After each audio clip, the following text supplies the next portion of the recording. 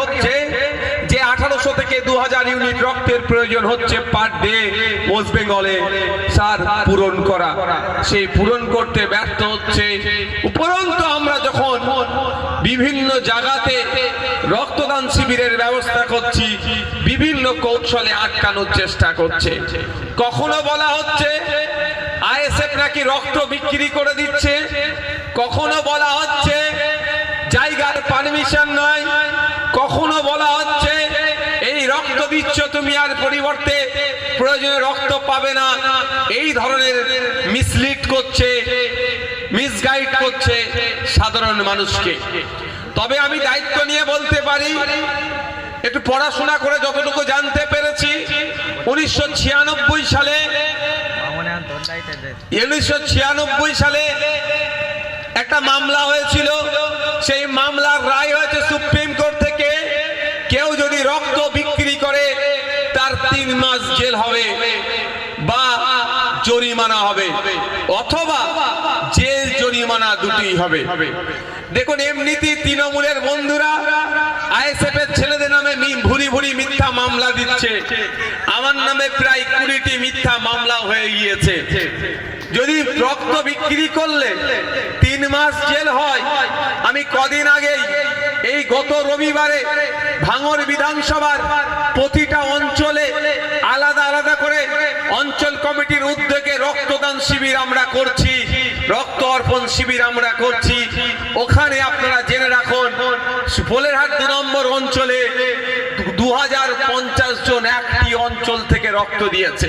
আমার বলার বক্তব্য এটা, সংখ্যাটা বলে আমি আমার নাম, ভাঙড়ের নাম তো উজ্জ্বল আমি সবসময় করব, নতুন করে করতে লাগবে না। রাজ্যের মানুষ আজকে ভাঙড় ভাঙড় চর্চা করছে, কিন্তু আমার বলার বক্তব্য 2050 ইউনিট রক্ত যদি আমি বিক্রি করে দিই, হিসাব করে দেখুন 2050 ইউনিট ইন্টু 3 মাস, একজন রক্ত বিক্রি করলে 3 মাস জেল হবে।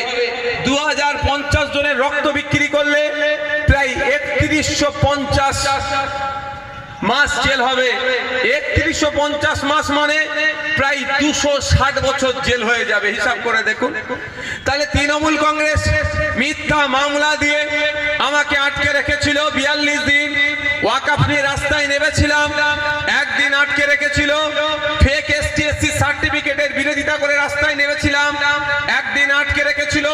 ওবিসি সার্টিফিকেট নিয়ে মুসলমানদের সাথে যে দ্বিচারিতা হচ্ছে তার বিরুদ্ধে কথা বলার জন্য রাস্তায় নেমেছিলাম, একদিন আটকে রেখেছিল।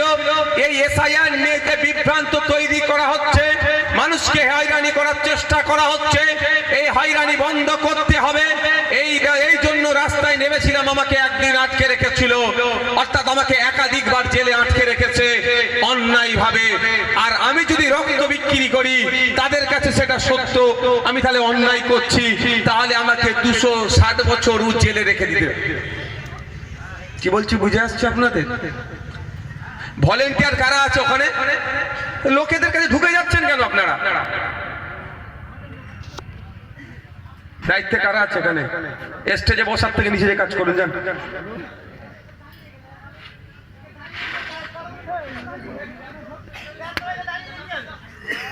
আচ্ছা, স্টেজে এসে বসো, যারা ব্যাচ পড়াতে স্টেজে এসে বসো, কাজের কাজ করা হবে। এটা ভাই একটু পিছিয়ে যান।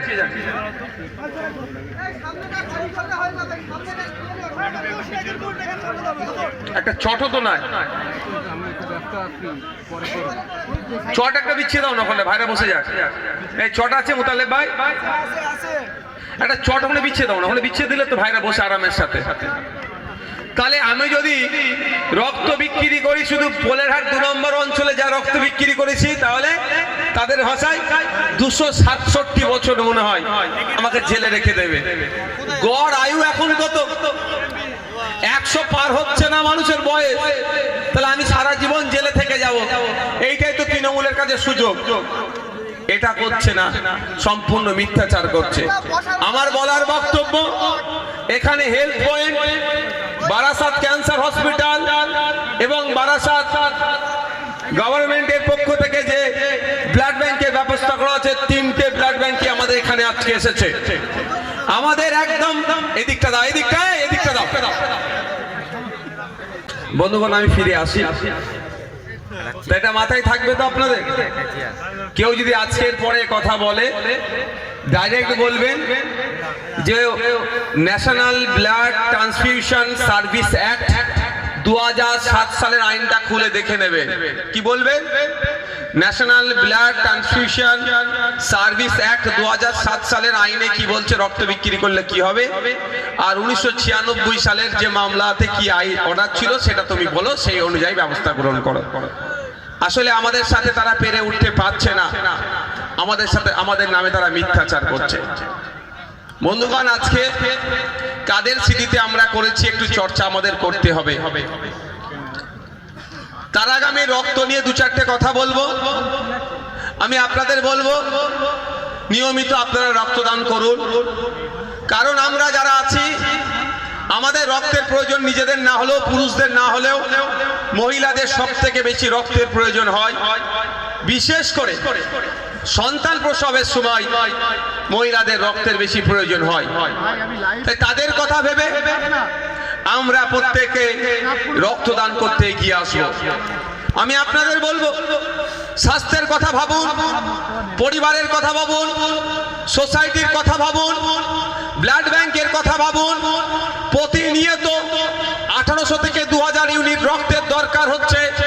আমার পশ্চিম বাংলার পরিবারের কথা ভাবুন, কারো না কারো প্রয়োজন হচ্ছে, তাই আমাদের সেটা নিয়মিত দেওয়া দরকার। তাই আমি অনুরোধ করব 120 দিন ছাড়া ছাড়া আপনারা ব্লাড ব্যাংকে গিয়ে আপনাদের মূল্যবান ব্লাড দেবেন। আমি আপনাদের একটা কথা বলে যাই, এখানে আজকে এখানে ইন্ডিয়ান সেকুলার ফ্রন্ট আমলিয়া অঞ্চল কমিটির উদ্যোগে রক্তদান শিবির হচ্ছে।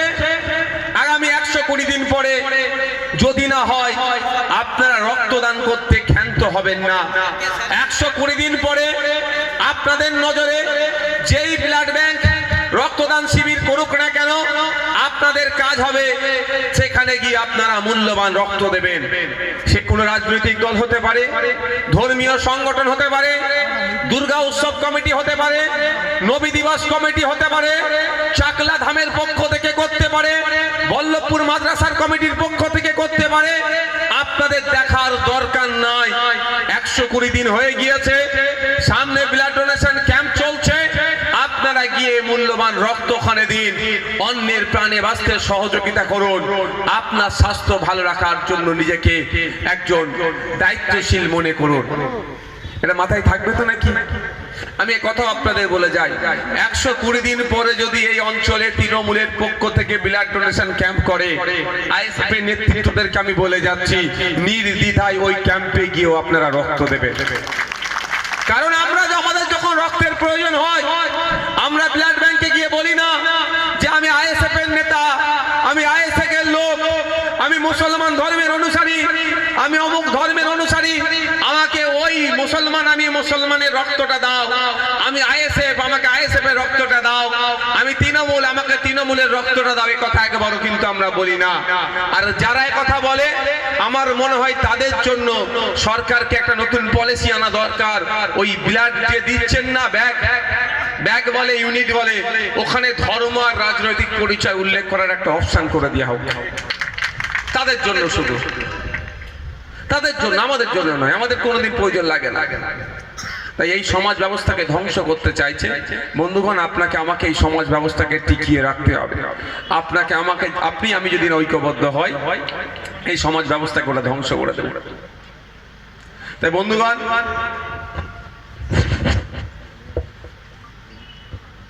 বন্ধুগণ, আমার বলার বক্তব্য এখানেই আমি এই পর্বটাকে শেষ করছি। আমি একদম ওপেন আপনাদের কল দিয়ে যাচ্ছি, 120 দিন ছাড়া ছাড়া আপনারা রক্ত দেবেন।